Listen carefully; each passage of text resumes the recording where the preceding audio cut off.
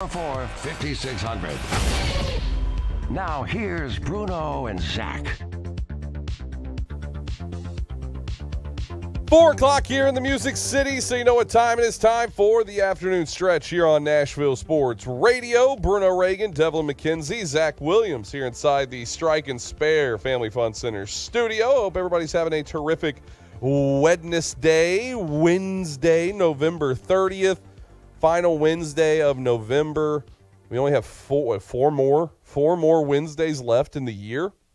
Christmas is it's here now. We're here, and 2023 is about to be here, and 2022 will be put in the books. Bruno Reagan, how are you doing today? Doing good. Looking at these college football playoff rankings just to make sure we have a good frame of reference, because I don't know it off the top of my head, but I do see a ton of Tennessee fans just. You want me to do my baby cry voice? Dude. You didn't know I had that in the back pocket when I threw that out yesterday. I know a few people who can do it well, so it's not that big of a deal. But dude, I thought it was Tennessee pretty big. Fans need to shut up and get over it. I mean, just the constant whining and complaining. Clemson lost to South Carolina, so they only dropped one. We lost. We dropped 5. LSU moved up like this. God, a great American hero once said, if you're not first, you're last. If you're not first, you're last. You're fighting for scraps. You're in the repechage. Who cares? You're not ready for the prime time yet, boys. I agree. I agree. Congrats on being Vanderbilt. You can call in, say that, talk trash. But for half of the Vol Nation on Twitter crying about the college football playoff rankings, gosh, who cares? I will say this. This is all super stupid. All of it is. I mean, they need to figure out. Sankey saying how they're going to come to, no East or West and eliminating the pod, going the pods and all that, just going one conference. It needs to happen because all of this is stupid. The fact that LSU, I don't care. I don't care if I sounded stupid yesterday and everybody's like, oh, what an idiot. Zach, dumb. What a dumb person. I don't care. LSU should not be playing for the SEC championship. That is ridiculous. That Alabama is just simply the better team. But even though they lost LSU, and we can play that whole narrative and whatever, 10-2 is better than 9-3. I disagree with you. I can't change my mind on that. They're tied in the conference, and one won the head-to-head matchup. If you want to go to the SEC championship, beat that team. So I agree with that, but I don't agree with the idea that 9-3 should be rewarded more than 10-2. Well, then everyone would schedule cupcakes. Well, that's the bigger issue, right? You would schedule Austin P 4 times. I think that's just the bigger question that you would say about scheduling then too. It gets into a whole deeper talk then. Devlin McKenzie, how are you doing today? Good, fellas. I'm doing good. Repping your Ohio State stuff today? Hey, Top five. Who said that? Me. You were praying for top 5. Yeah, because you were praying not for. Like every other Ohio State fan was praying for top 4. And you were the one out there that top 5. That was just always in your arsenal. I don't want this. I don't want that. We're not that. Ohio State is not that. We are not that guy. You don't think top 5 either? I think top 5. I think we meet top 5. I mean, I think we're a better team than Tennessee without Hooker. I think we're a toss up with Alabama, but I think top 5 is fair. But I just don't think we're good enough to be 4. And I went home and I thought about our conversation yesterday and how I mentioned you got to think about a little bit about Ryan Day, right? Like you losing 2 times in a row to Michigan. I went home and I was like, that's a stupid question. I can't believe I even entertained that. Dude's like what, 45 and 50? 45 out of 50 games wins in his career. Like you'd be stupid to fire him. I saw an article today. It was from a good friend of mine, Joe Rexroad. And he was like, Mike Vrabel, though, is it a possibility? And I was just like, this is ridiculous. If we start firing coaches who are 45 and out of the last 50 games, why ever get into this profession? I saw a discussion on Twitter about that, about the Mike Vrabel thing, going to Ohio State. I think that's more or less, I don't know. Coaching pro football is way better than coaching college. I got to think it is. But could Ohio State pay him more? That's the only thing I don't know. Oh, no, $8 million to $9 million a year? I don't know, I guess. At some point, it goes beyond money. He has one of the best jobs. Mike Vrabel has one of the best jobs in the nation. He has won one of the better teams in a terrible division in a market that has really no scrutiny towards him. And I'm not going to go ask questions just to be that guy. Like, he gets pretty tame compared to, like, other markets like Philadelphia. If Nick Sirianni was messing up, he would be getting heat, those New York, Northeast markets. And Mike Vrabel has one of the most chill jobs in the world. You don't recruit. You don't do anything. You just coach the players as the head coach in the NFL. And he does a great job at it. Yeah. John Robertson gives him players, and, I mean, over these past 2 years, gave him a lot of players. He's had a lot of different names to work into systems, and he finds the ways to make them work. Deontay Foreman, I mean, brought him out of the ashes. Dontrell Hilliard, that's another one that just kind of shows up. And on the defensive side, you have plethora of players come through there where it's just they figure it out and work. I think that one was just more of a, like, there's no shot Mike Vrabel's going to Ohio State. Nope. I don't believe it. Nope. I don't believe it. Would he, as a coach, probably enjoy that? For sure. He's an Ohio guy. Ohio alumni. He's an Ohio guy. And they're all you Ohio people are weird. So, yeah, he would like it from that side. But as a career move right now for Mike Vrabel, no.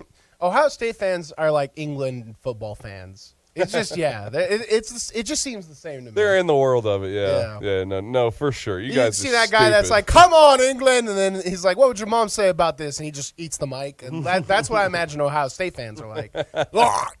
Oh, you knew that was going to happen. 615-844-5600 if you want to get in today. We got a good show. We got Ari Gerson jumping on next segment. She'll be talking Vandy, the Tennessee game. Then we'll also talk about some Vandy basketball as well. And put a bow on the college football season for – do you know how to tie a bow? Nope. I don't know how to tie a bow either. For Vandy, that is. We won't put a bow on everybody else, but for Vandy, we'll have that. And then at 5:05 later on today, we're going to have Eric Hasseltine, voice of the Memphis Grizzlies.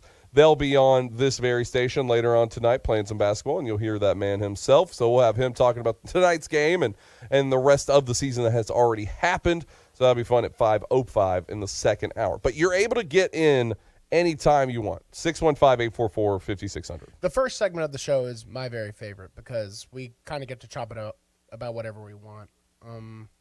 Did you see – I don't know if either of you even follow this guy, but have you seen this Liver King stuff? So I saw him trending, but I know who Liver King is. Yeah.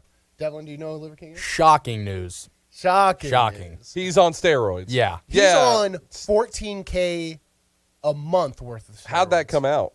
So there's this guy that runs a YouTube channel named Derek. He runs a YouTube channel called More Plates, More Dates. Yes, I know that. He's been on Joe Rogan. He's one of the biggest shows on YouTube for the bodybuilding sphere. He used to have a website where he did private coaching for people. It was part of his business. Well, that website got taken down because he eventually just moved to full-time content creation, but the request page for coaching was still up. It just wasn't visible on normal URLs, but if you went to his base website, you couldn't find the page, but if you Googled Derek Coaching, you could find the page. It was one of those weird things. Derek just messed up on his website. So Brian Johnson, Liver King, years ago emailed him about a prospective partnership. He was like, I want you to coach me on these things. These are the steroids I'm taking. This is the performance enhancers I'm taking. This is my lifestyle. This is my job, and I want to work with you. This was before it all blew up, and they just kind of hoped that he would never find that email again. And the More Plates, More Dates guy was like, yeah, man, I just went through an unread email from years ago, and it was him. And he was like, and he just showed everyone. He was like, this is a stat. It was 7 different steroids. That's insane. Yeah, I mean, duh. It's a problem. It's a genuine problem. The people that do Liver King Brian Johnson's 50 years old, and people are like, "Oh, you can just sleep and work out hard, and you can look like that." The people that get to 50 years old and want to look like that are people that have done nothing with their lives. Liver King's been on PMT. He's on everything, right? Yeah. He's on all these things. He's like, yeah, if you're fat and lazy, your life sucks. It's like, no, your life sucked. You've never done anything. You just work out hard. Well, he's rich, so if you like money, you probably get along with him well. But the people that fear getting old and getting a little fat, they're just people who never did anything with their prime. That's the way I look at it, which is how I justify also getting a little overweight every now and then. So. Yeah, the whole thing, personally, I don't care. It was obvious he was on steroids. The whole idea that he wasn't, and that's the whole thing too. There's just there's a generation of people younger than us that just are like, I got to get on gear. I got to do steroids. Oh, well, too. I mean, yeah, there's tons. There's tons of them. But, I just think that, I don't know. It was obvious. Like, the fact that anybody ever even thought, no, he's natural and all that, it's just clearly isn't. And it's whatever. If he wants to do it, do it. Do as much as you want. It's your own body if that's what you feel. But can you go on shows and lie about it and then sell your products? I mean, let's be honest. How many shows? I will say for our show, I mean, now we're getting really meta with this. How many shows sponsor stuff that they never use? And they say, look, I eat Slim Chickens. I love Slim Chickens. That's a real thing. But I guarantee you go to a lot of shows, there's a lot of people out there that are hawking something, and they're like, this sucks. You know what I'm saying? Yeah. It's the same thing. It's the same thing. I mean, it's the same thing going to a movie and watching a Ben Affleck movie when he's Batman. And you're like, oh, wow, Ben Affleck, oh, jacked you. You think that's natural? You think that did? But you're not going to be Batman. It's the same idea. The Rock. Yeah, The Rock. Oh, thank you. That's another one, yes. People think The Rock's natural. Hey, and frankly, Rock never comes out and says he's natural. He also says he doesn't do steroids. He says, yeah, who knows what he's doing? He's doing whatever. He's doing 20. Whatever John Jones is going to be doing in like 10 years is what The Rock's doing now. John Jones, I mean, what a head trip. There's so many fighters in the UFC that are on it. But in football, a lot of people think the National Football League is filled with steroids, like everyone does steroids. This is simply not true. D-Hop was one that got caught. Terry Luan was pretty open about how he got caught with a trace substance from a it was a performance enhancer, but it was one that was legal, but there was a trace substance of too much of, a banned whatever, substance. some sort of chronotontine. But people in the National Football League aren't black. Like, Aaron Donald looks like Aaron Donald just because he's Aaron Donald. Mm-hmm. Like, that. And he doesn't even look as big as Liver King. Yeah. That's the real side of it. Speaking of UFC fighters, Nate Diaz officially off the roster. Yeah, well, we all knew that was coming. I know, so but I it's don't know good, though. Jake I Paul. Yeah, I know. I just don't care. It's Jake Paul season. Nate Diaz is an enigma. Nate Diaz and Jorge Masvidal are two guys I look at.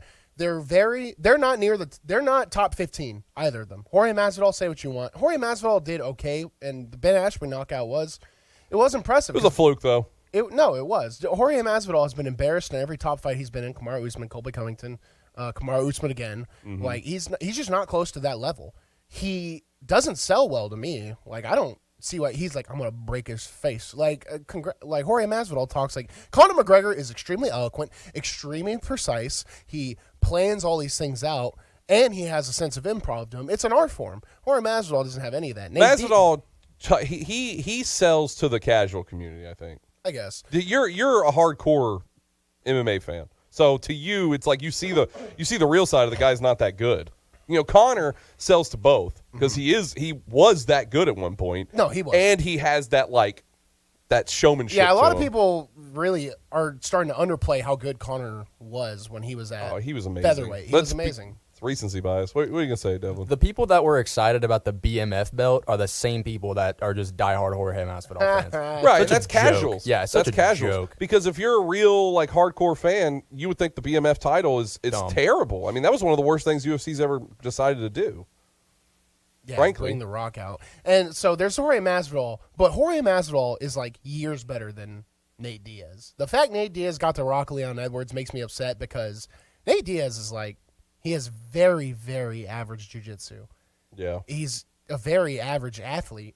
His striking is just Bronx style, not Bronx, but SoCal style, swing and bang. He's just absurdly tough. Yeah, he's absurdly tough. Which there's something to say about that, too. There is something to say about that, and there's something respectable, but his skill set is amateur level at some, the fact he submitted Conor McGregor simply because he weighed 40 more pounds than him, which is, by the way, a huge advantage. A lot of people don't like to admit. Demetrius Johnson, I could fight Demetrius Johnson and probably destroy him, and he's one of the greatest fighters of all time. Mm-hmm. But the dude's 130 pounds. Yeah. It's like, come on. Let's go to the hotline if you want to jump in, 615-844-5600. Tony in Nolensville. Tony, how you doing, buddy? Hey, good afternoon, guys. Talking about the bowl games and some of that stuff. If I'm not mistaken, Vanderbilt, didn't they do a bowl game at the very first game of the year when they went to Hawaii? Didn't they kind of reverse the trend in their schedule? Yeah, kind of. I mean, really, let's be honest. That was really a bowl trip, It was a faculty trip. Right. And now you see Middle going to play in Hawaii against a 3-10 Hawaii team. 3-10. Am I right on that? Yeah. Yeah, Vanderbilt could have That's what I scheduled an left extra today. game, technically. Right. They're 3-10. Western went to everybody that goes to play Hawaii turns it into a vacation and a bowl trip. Yeah. And I'm just like, does Hawaii get this many bowl games really? And now they're going to be playing in a game that is called a bowl game, and they're going to get money being 3-10.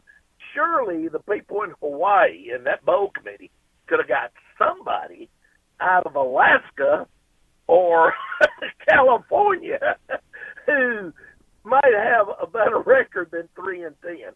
And I saw that, guys. I thought, you know what? To me, that's absurd. Mm-hmm. I mean, there's so many bowl games also. Even, what's his name? Jimmy Kimmel's even got a bowl game, his second one this year.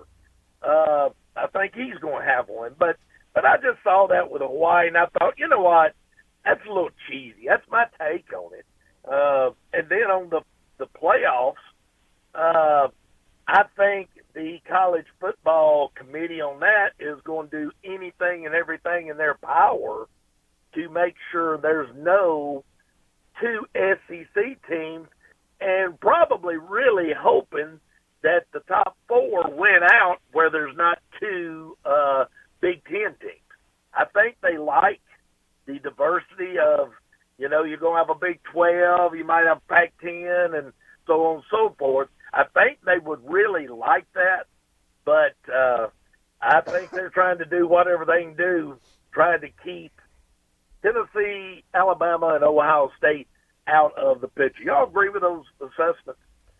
I think so, yeah. I think they like, for this being this is effectively the last four-team playoff, correct? Like, this is next year it'll start the new ones that they're going to have. So I think they like the idea of making it as diverse as possible on the last four. It's going to be something if TCU loses, slips up, Southern Cal slips up, gets beat. Boy, it's a wild open frenzy at that point. You're going to have everybody campaigning for why they should be in the last two. Everybody's going to be campaigning for that. So that's true. There's only one fair way. That's just. There's only one fair way to do it, and that's Powerball style. Put the names in the Powerball wheel and just let it go. That's the only legit fair way to do it. Draft lottery. If you do it any other way, the fan bases are going to cry. Well, it's unfair and biased towards us. Every year. I think we just do away with all the bowl games. Say, here's the Final Four. Here it is what it is, and the season's over. Boy, that'd go over well, wouldn't it? Hey, Tony, appreciate the call, buddy. Be out there. See you guys. Thanks, Tony. Good call there from Tony. If you're wanting to jump in, we want to hear from you. 615-844-5600. Yeah, I mean, if you're Hawaii, why not get as many games as you can? Because you know teams are. There's no shortage of teams that are like, you know what? We won't go to Hawaii. That's not the case. They want to go to Hawaii, of course. Oh, late November, early December? Yeah, let's go to Hawaii. That's terrific. So, yeah. I'd go to it every chance I got. Mm-hmm. I know Vanderbilt went to it like I think 3 or 4 times in this past year with baseball, basketball, and football, and then basketball just went to Cancun. Going. You want to know where the endowment's going? It's to that. We come back. We're going to talk Vanderbilt. Aria Gerson of Tennessean is going to join us later on the show. We're going to have Eric Hasseltine at the 5 o'clock hour, 5:05 to be exact. If you want to jump in, though, 615-844-5600. Good afternoon. People still staring at this earlier car fire as they drive by out here in Antioch. It's 24 eastbound near Hickory Hollow Parkway. It was already heavy with that traffic flow headed back towards Rutherford County, Murfreesboro. Watch for some radar I-40 out through Wilson County. Nash Painting services all of Middle Tennessee. Check them out online at nashpainting.com. I'm Commander Chuck with your on-time traffic.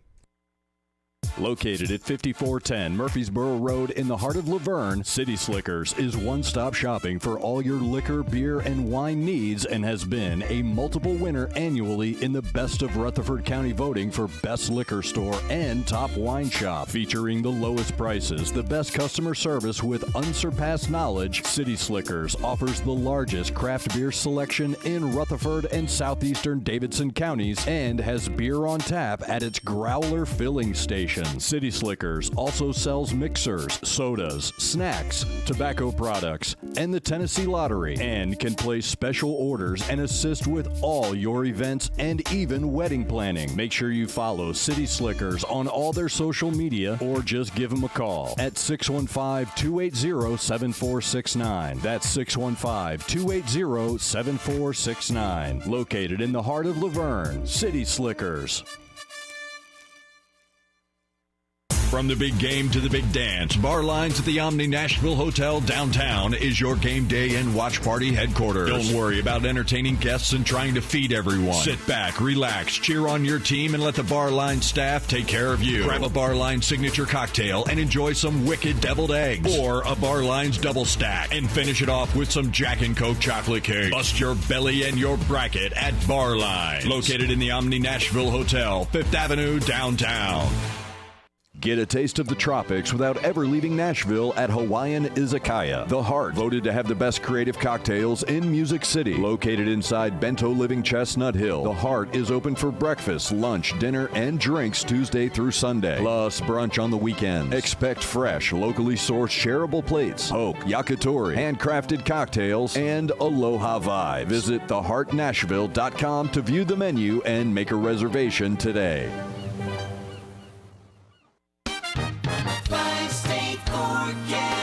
Your exclusive Nashville Sports Radio WNSR Skyscan forecast for this afternoon with sunny skies and light northwest winds. High temperatures reach 46. Clear sky tonight, lows to 27. With a sunny sky tomorrow, Thursday, high temperature 47. Utilizing the resources of the Weatherbug Network on Nashville Sports Radio, I'm WNSR's TJ Matthews. Sports Radio WNSR. Call in now to the afternoon stretch, 615-844-5600, and be the most talented person on the show.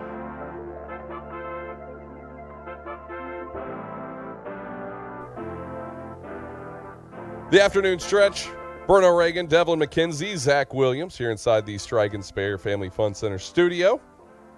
Going to the phone lines now, talk to our good friend of the show for our weekly hit on all things Vanderbilt, Aria Gerson, Vanderbilt beat writer for the Tennessean. You can follow her on Twitter at Aria_Gerson. So, Aria, first off, thank you so much for coming on. I hope your Thanksgiving was a fun time, which I know the answer to that is yes, because Michigan destroyed Ohio State. They did. Yes, that was for Devlin.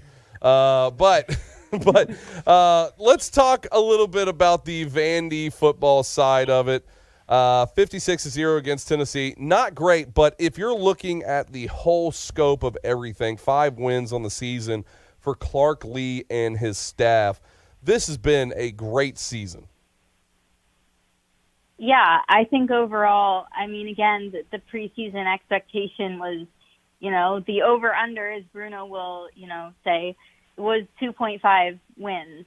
So even 3 wins was considered to be exceeding expectations. So 5 wins definitely exceeded expectations. And I think that, they showed that they could compete with the teams that were outside that top tier, like outside the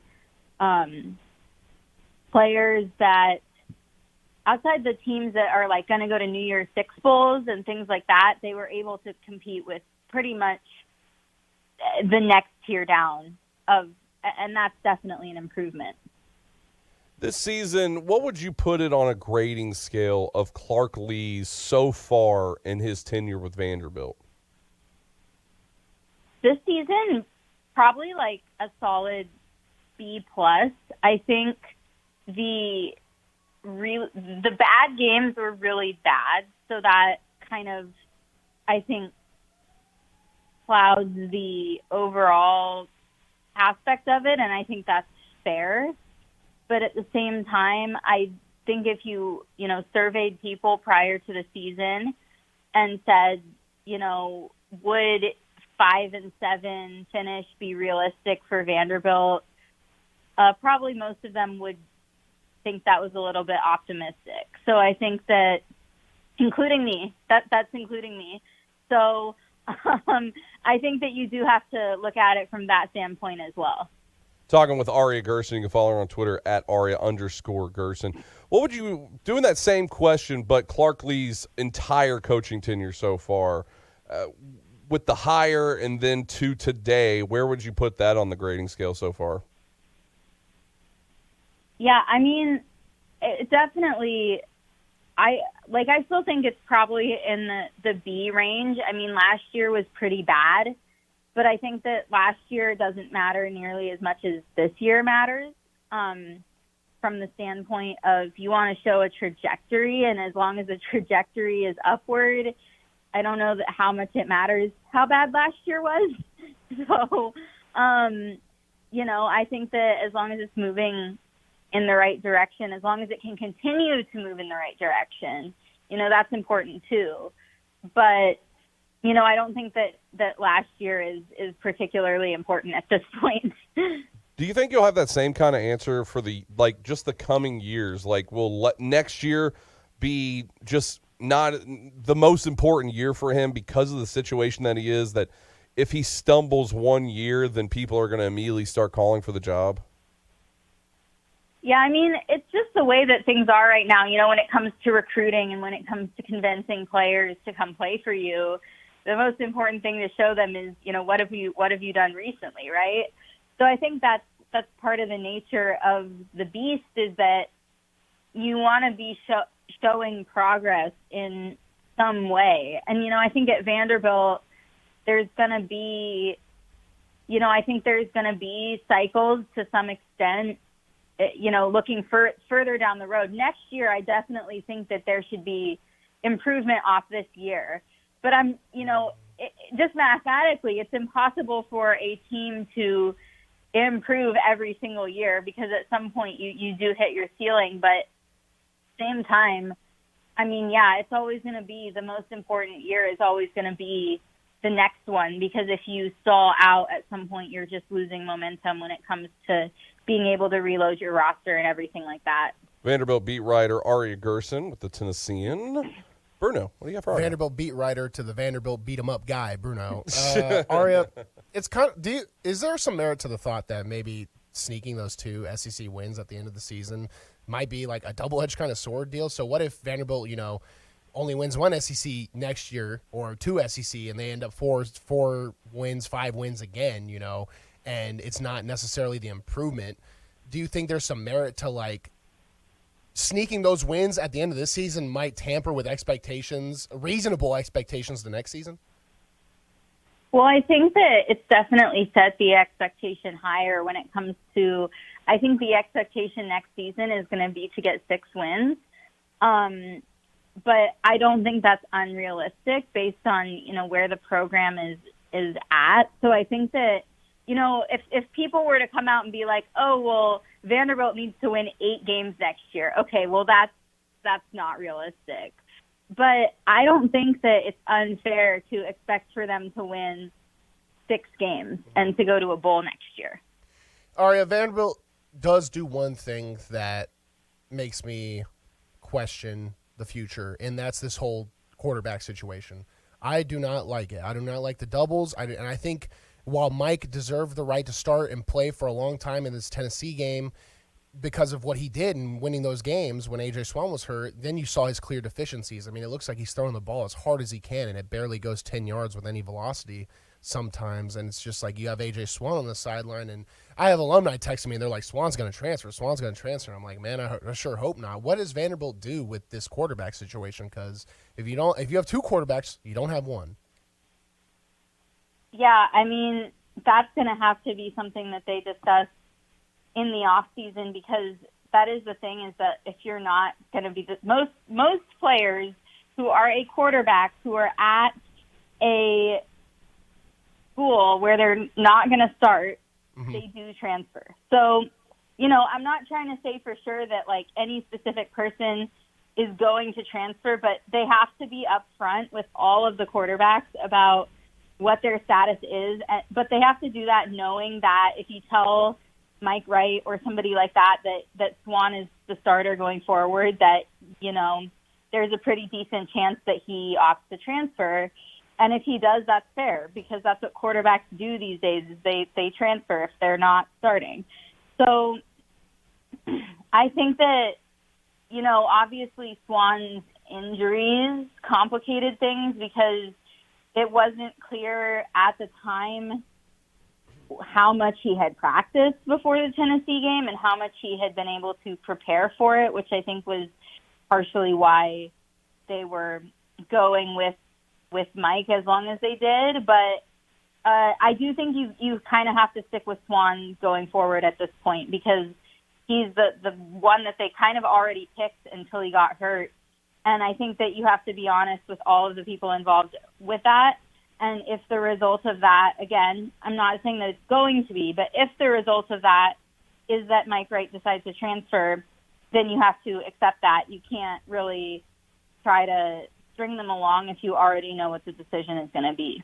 Is Vanderbilt football as unique of a program as you've ever covered? Because when it comes down to it, we went to our first bowl game when I played there, and then Derek Mason got an offer from Cal and was, basically telling us, like, I'm getting all this money, or I could do this, but I'm going to stay here, build a foundation. I was like, that's odd. We had a losing record, and he had a job offer. I see a national writer go out there. He's like, Stanford should go after Clark Lee. And I'm like, this is so weird. Like, five wins at Vanderbilt merits, like, a promotion. Is that unique to any place you've covered? It's definitely unique when it comes to, my previous experience being at Michigan, where they wanted to fire Jim Harbaugh for winning 9 games every year. But, I think it's just one of those things where it's like Vanderbilt's been tagged as a place that's quote unquote hard to win. And anybody who does pretty much anything at any of those places, their name is going to come up, whether that is actually, sometimes people are just throwing names out there and it doesn't mean anything. But, that's what's going to happen when you win at places, even a little bit, that are considered to be difficult.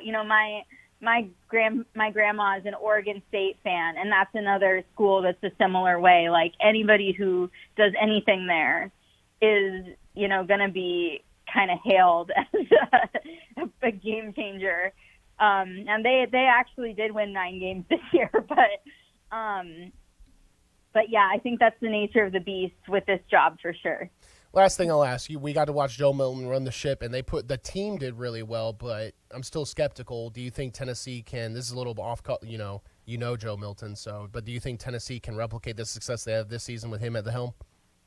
Yeah, my guess would be that Tennessee is probably best off looking for a transfer quarterback. Mm-hmm. I don't know, who is going to be available in that aspect, but that would be my guess. I just, you saw it during the game. There were so many throws where the receiver was wide open, and Milton just overthrew him by like 10 yards. And it's like, I just don't totally see that being, they could win some games with him, but I don't think they could be like playoff contenders with him.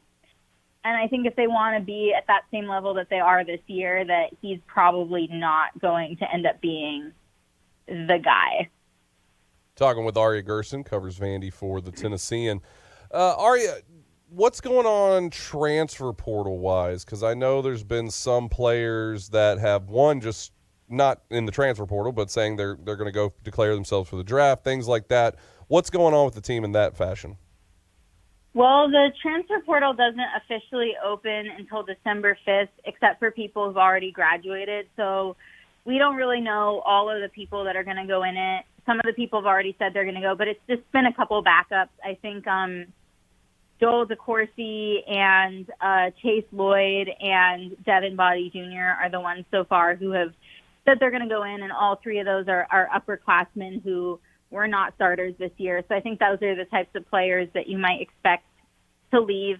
There hasn't been anybody who declared for the draft who wasn't already out of eligibility. That was like Maxwell Worship was out of eligibility. Jeremy Lucien is out of eligibility. So those people weren't going to come back anyway.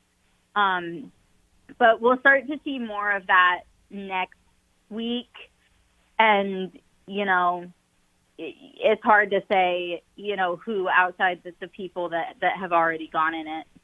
You don't have any expectations of any of the bigger names, I guess you could say, that might leave and kind of leave a couple of Vandy fans' jaws on the floor? I mean, there will be people who will go in the portal for sure. I'm sure there will be a number of people, as that happens with every program. I just am not going to, bring up specific names, because there's always, unless they say it, there's always people who might be waffling. They might change their minds about entering, and I don't want to put names out there if it ends up not being the case. Better to waffle than to pancake. That's what I always say. That was Bruno's just death staring at me at that joke now here inside the studio. It wasn't funny. I thought it was interesting that I already said waffling. I've never heard that either. It was like when I heard Damian Woody say, "I'm going donkey on him."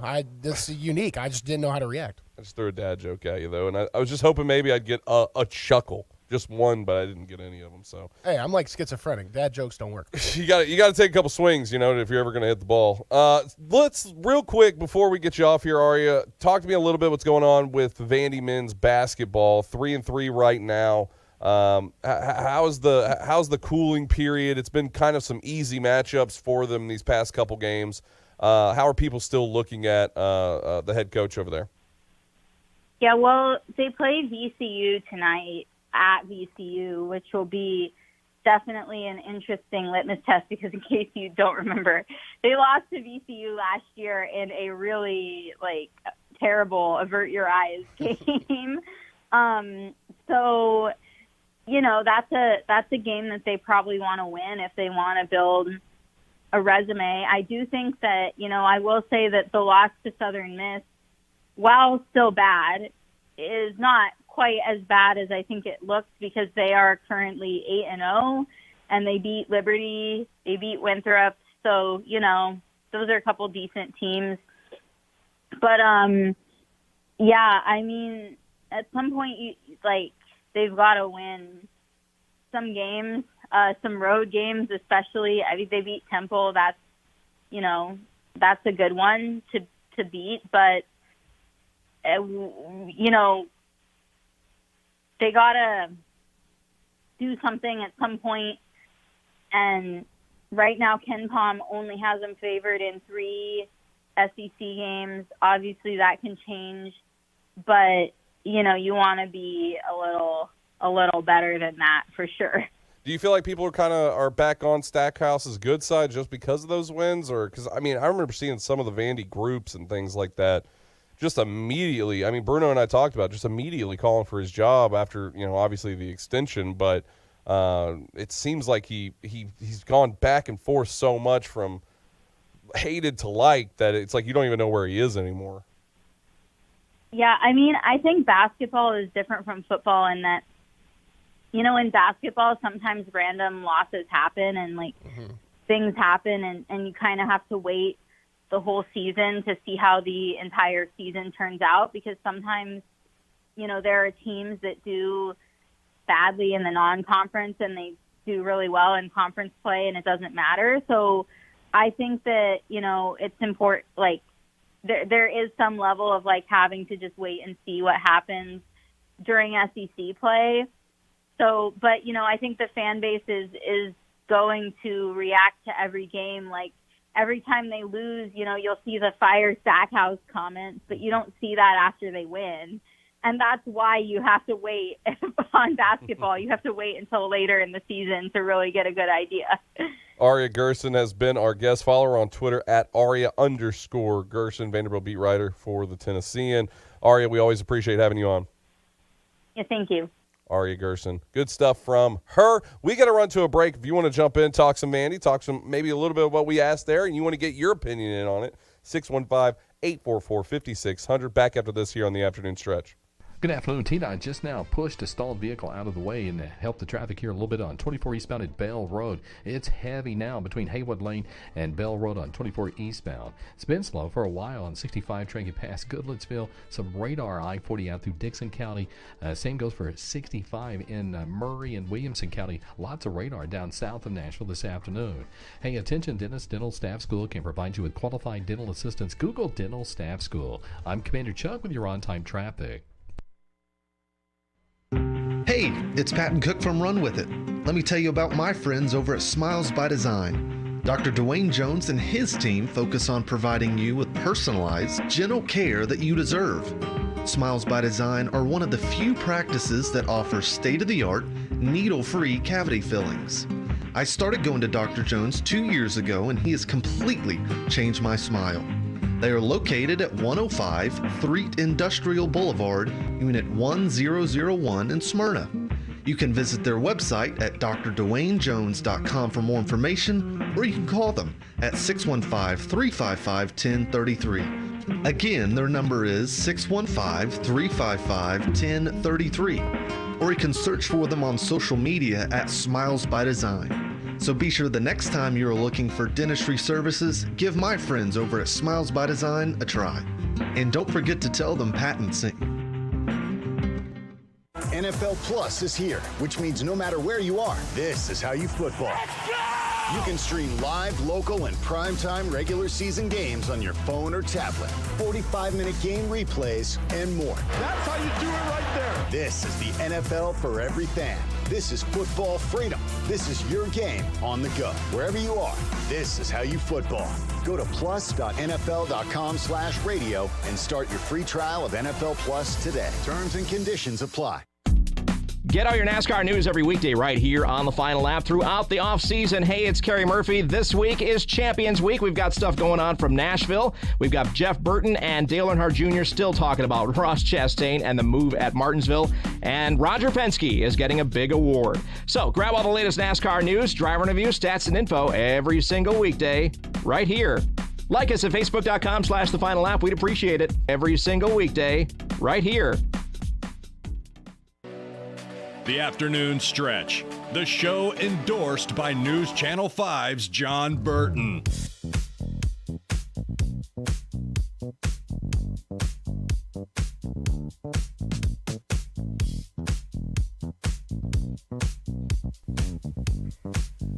The Afternoon Stretch, Bruno Reagan, Bungo Hard. On Warzone, I'm Bungo Actual. Oh, there you go. Devlin McKenzie, Zach Williams here. Oh, my everybody's really like that one. Excuse me, I still have the flu. Whoa, voice just absolutely out of here, huh? Well, I looked up how long the flu can last. Doctor said, 4 to 6 days, and there was the internet's 2 weeks. So I was like, this sucks. Who do you believe more? Doctor. I'm on my 4th day, though. 615-844-5600. Always coming to you live from the Strike and Spare Family Fun Center studio. Always mention our proud sponsors over there at Strike and Spare. Let's go to the phone line. Once again, if you want to jump in, 615-844-5600. Good buddy Clay. Clay, how you doing, man? Zach, how you doing? Feeling good, baby. Feeling good. How was Thanksgiving? It was a good one. I made the turkey this year. I smoked it. Did an Reagan. It was a orange and thyme turkey. Smoked it for about 9.5 hours. Did some hickory smoke on it. Had a 2-day brine on it. It was pretty good. How about George Plaster bowling event? I actually participated. Yeah, they said you were there. I didn't see you. I was in the early group.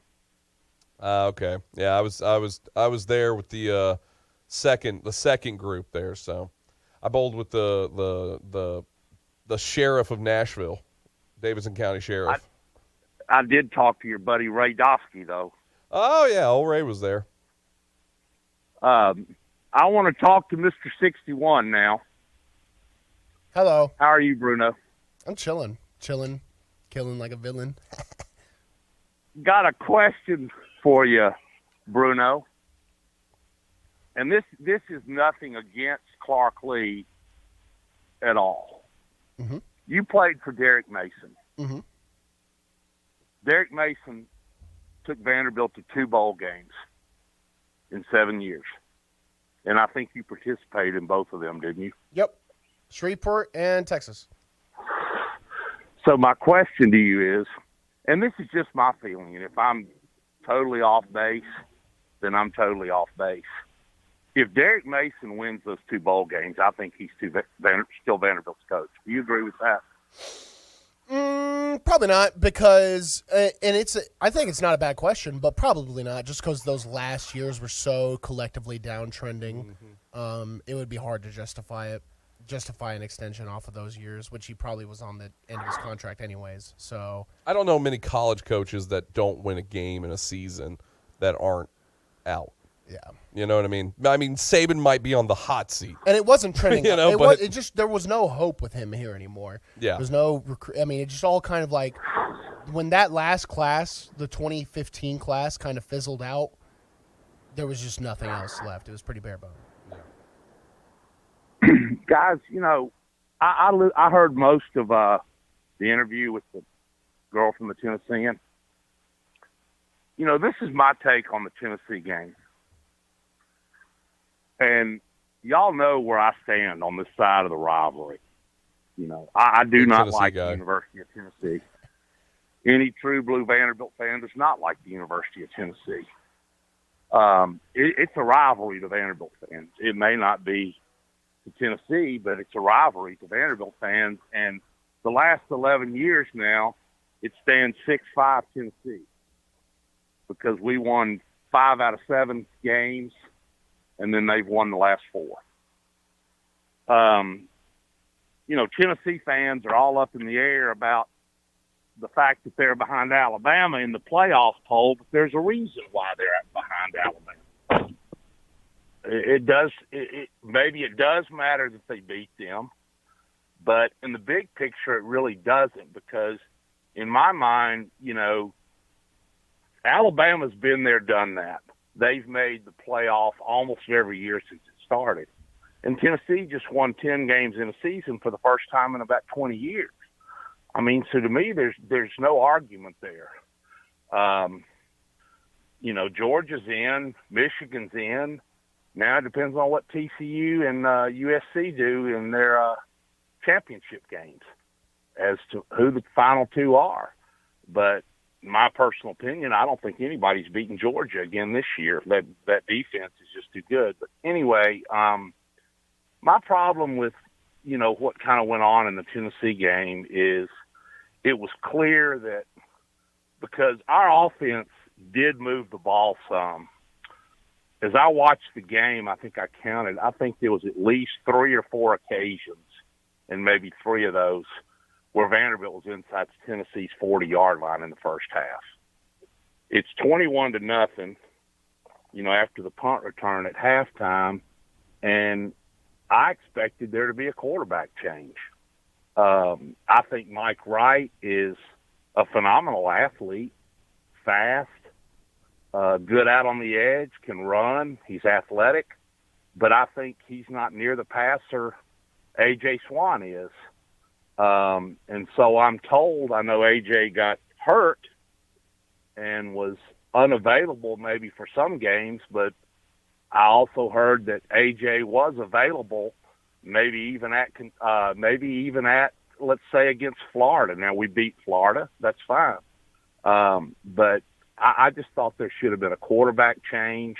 Well, Clay, it really didn't matter if it was, you know, I mean, Jay Cutler could have walked on that field and played for him, and Tennessee was still going to win. That's the real side of it. Like, Tennessee's a good team this year.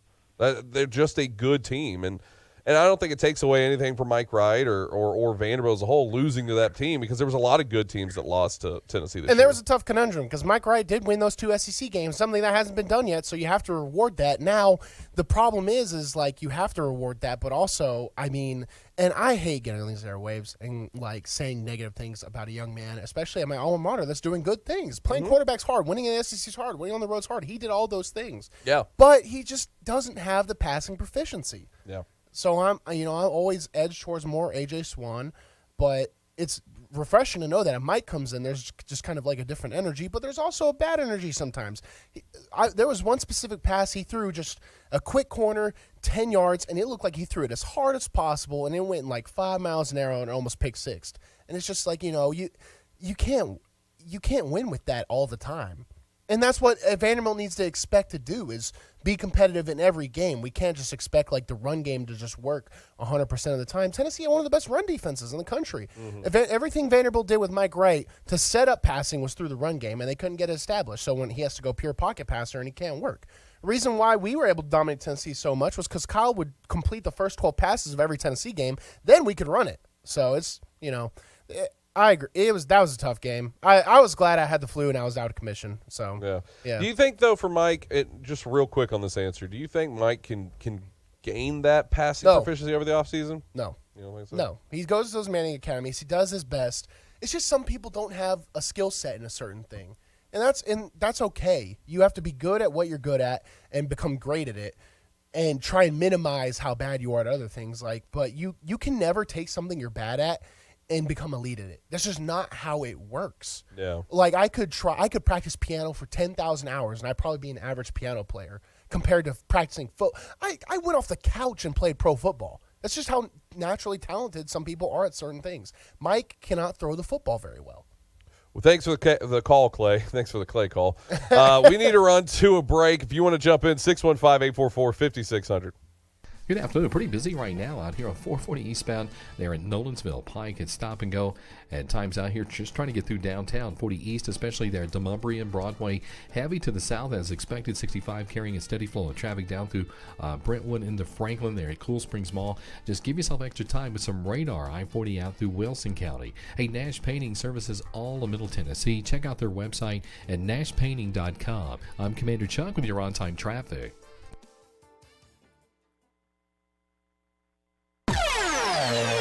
Ross Chastain made a move at Martinsville on the final lap of the race to launch himself into the Championship 4 at Phoenix.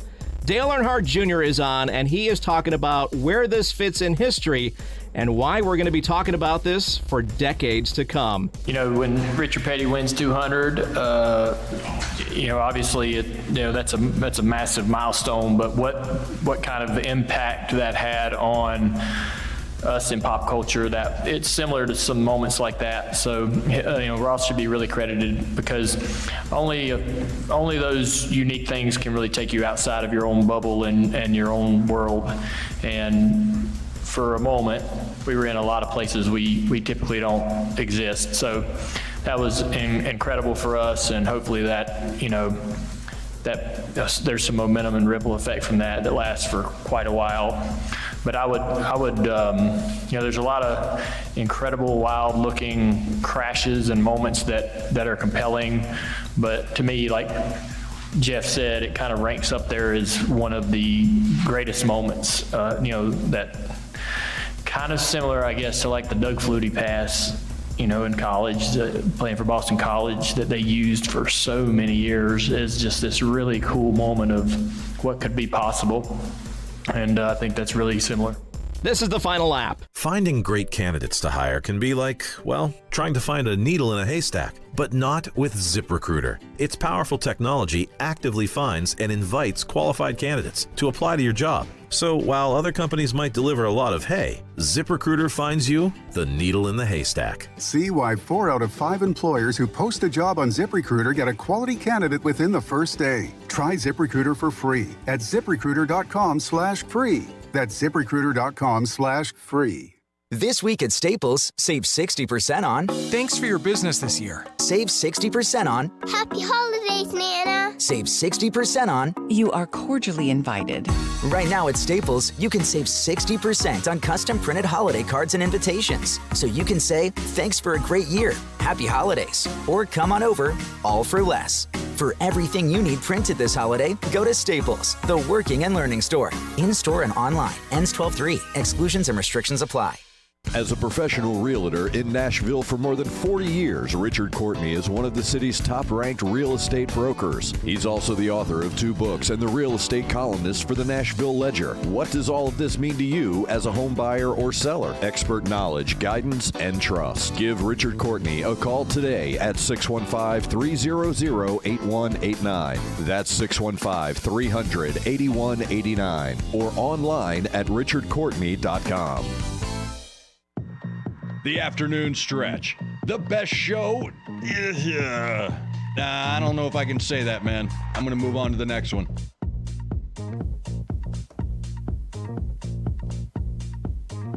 Final moments of the first hour. Got a second hour coming up, though. Going to lead it off with a heavy hitter. Eric Hasseltine, voice of the Memphis Grizzlies. They're getting set to take on the Timberwolves.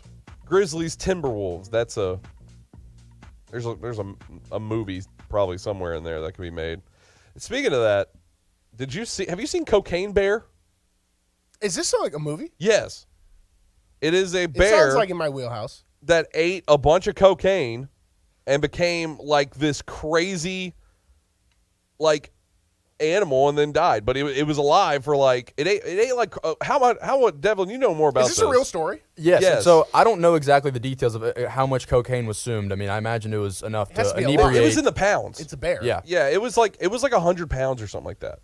I mean, the best part about this though is just the cover image of the movie, and then it just said the title is just Cocaine Bear, and then right above it in letters just says based off true events. It's just the funniest thing in the world. This movie's gonna make millions. Oh, I'm watching this movie in theaters. Got popcorn, got candy, got Coke. You know what I mean? Like that's happening. Cocaine Bear will be watched. February 24th. Should we mark the dates? Yeah, we should do it. Live watch. So in 1985, a black bear found and ate $15 million worth of cocaine. They say there was about a 5-minute window before he died, but he was the most dangerous apex predator on the continent. It's really just a documentary about Michael Irvin. I saw the Lawrence Taylor. Wow. Yeah, it's got Ray Liotta in it. They should have Lawrence Taylor go fight the bear in the movie. I saw the trailer. The trailer's out though. Yeah, we need to watch the trailer in the break here. Let's do that. We'll see if maybe Eric's heard of Cocaine Bear. He might love that movie. He might go with us. Who knows? First hour's done. Second hour coming up. We have Eric Hasseltine at the start of the 5 o'clock hour.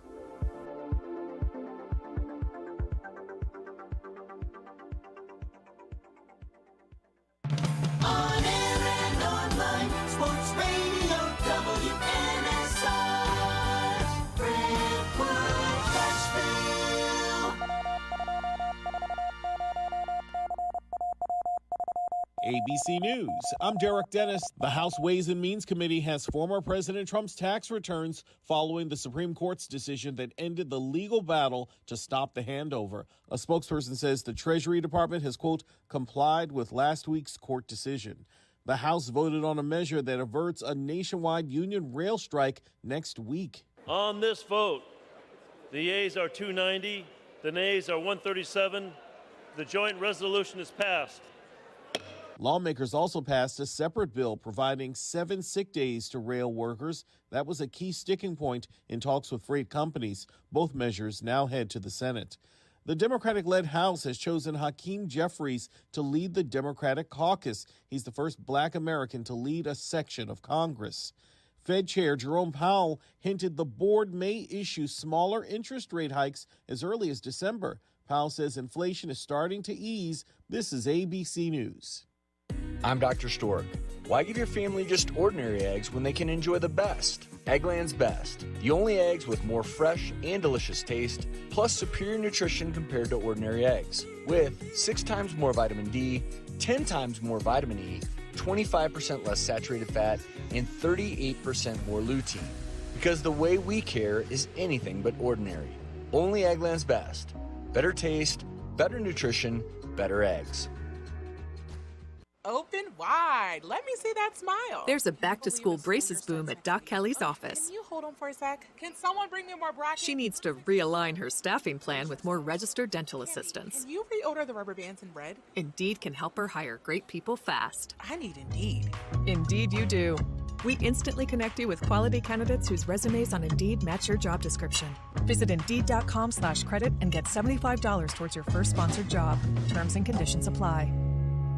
This holiday season, tee it up at Edwin Watts Golf Shops for the hottest gifts from Callaway and Bushnell. The Callaway Rogue ST Woods are designed with AI for faster ball speeds. And while you're there, grab a dozen Callaway Chrome Soft golf balls. And from Bushnell, save up to $75 on the Tour V5 and Tour V5 Shift rangefinders. There's also gift cards for those favorite golfers on your list. Don't miss these holiday gifts and more happening now at Edwin Watts Golf Shops, home of the 90-day satisfaction guarantee.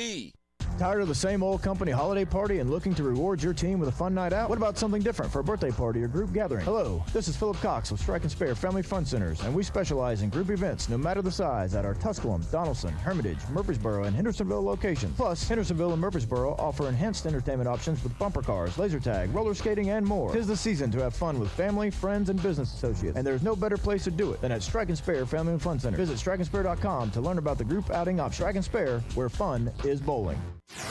It's the afternoon stretch with Zach Williams and Bruno Reagan. You know what the Mets stand for? Metropolitan. Yeah, that one. Metropolitan is a flavor of ice cream, right? Neapolitan. Oh, okay. Was that real? I mean, half and half. Oh, man. You talk about throwing me off complete. My equator is gone. The afternoon stretch. Afternoon stretch with Zach Williams and Bruno Reagan. Okay, it's happening. It's the afternoon stretch with Zach Williams and Bruno Reagan. Everybody stay calm. Stay calm. Let's take some calls from the public, shall we? Join the afternoon stretch now on the Cure Hotline, 615-844-5600. Now here's Bruno and Zach. Second hour of the afternoon stretch here on Nashville Sports Radio. Bruno Reagan, Devlin McKenzie, Zach Williams here inside the Strike and Spare Family Fun Center studios. We were watching the trailer for Cocaine Bear, which, I mean, how does that? It's everybody's really pumped for Cocaine Bear. This might be one of those. Bruno and I always talk about like communal It might moments. be like Avatar, yeah. You know, like just communal moments where everybody's talking about the same thing. You know, whatever that moment might be. And Cocaine Bear might simply be one of those. That film is going to be excellent. We might do a, you know what we should do? We should do a show. I'll on pay. Cocaine? No, hold on. Wait, whoa, no. I think we should do a little show date is what I was going to say. I'll pay. I'll take everybody out. I'll get you all popcorns. Oh, okay. We were on different. We'll even invite Ray. Go watch Cocaine Bear as a show. I think everybody might be down for that. Devlin, you down for that? Oh, I'm going. Yeah. 100% I'm going. Hey, when movies market themselves as something kind of like insane, like I like it. Like when the Purge movies were taking themselves serious, that was awful. But when they were like, okay, we suck and we know it, we're just it was crazy. better. Yeah. Well, hey, maybe Eric Hasseltine will want to come out there and watch Cocaine Bear with us. I think he might be up for that movie. Let's talk to him now. He's up in Minneapolis getting ready for the Grizz versus the Timberwolves. Eric, thanks so much for taking some time with us, buddy. Cocaine Bear, huh? I'm hoping this is not a new Christmas trend. I don't need to find this for my son, do I? No, this is a new theater film about a bear in the 80s that ate like a ton of cocaine, and they're making a movie about it. Interesting. I'm sure that bear had a great time that night. Yeah. No doubt about that. I'll send you the. It was not a down night. It was a high night for that bear. Yeah, I'll send you the Google invite for the trip that we're all going to take to watch it. Please do. So let's talk about the cocaine-less Bears, the Grizzlies, that are getting ready to take on the Timberwolves up north. This season so far, I mean, there's been a little bit of scare. Obviously, John Morant had the injury, but seems like he is 100% back from that. Oh yeah, he's good. He's playing terrific basketball and getting to a spot where every night it's another show, and you know it's a blessing to watch him on a nightly basis. I feel incredibly fortunate to have that opportunity, and the organization feels blessed that we got him, you know, in terms of this was what you can build around. This is something you've never had. You've had good teams here in the past, but never a star of this magnitude. And, you know, when you see celebrities in New York in our last game Sunday night, basically, you know, lining the court and all of them saying the same thing, is this guy for real? Because he makes ridiculous play after ridiculous play and then ends up with a triple-double.